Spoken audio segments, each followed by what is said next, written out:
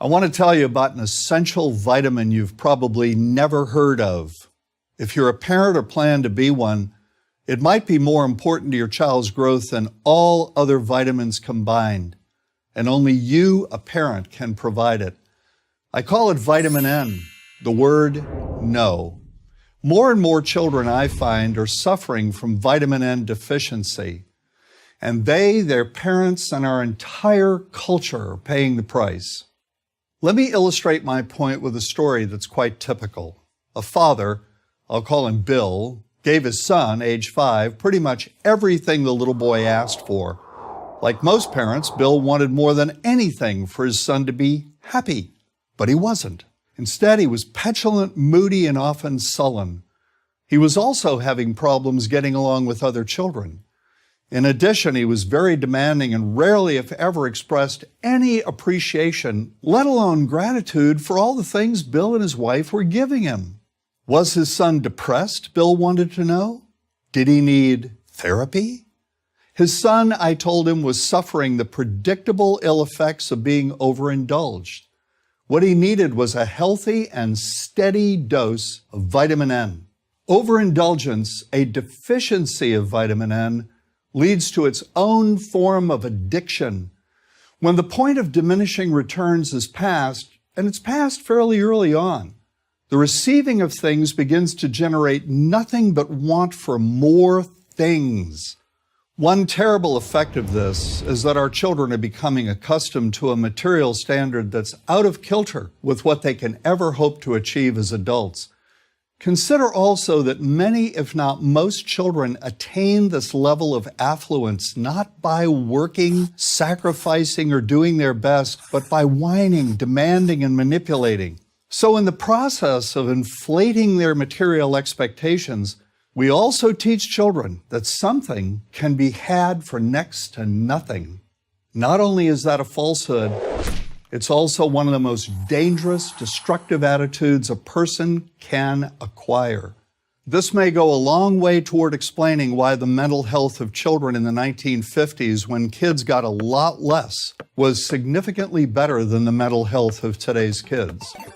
Since the 50s, and especially in the last few decades, as indulgence has become the parenting norm, the rates of child and teen depression have skyrocketed.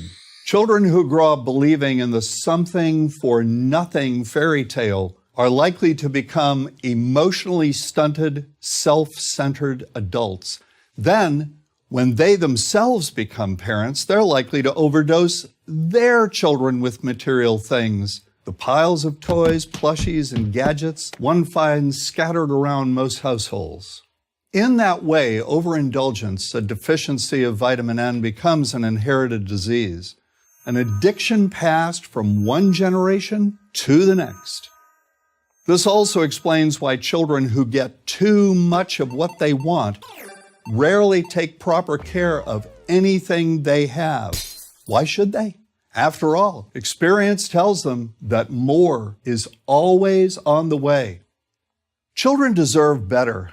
They deserve to have parents attend to their needs for protection, affection, and direction.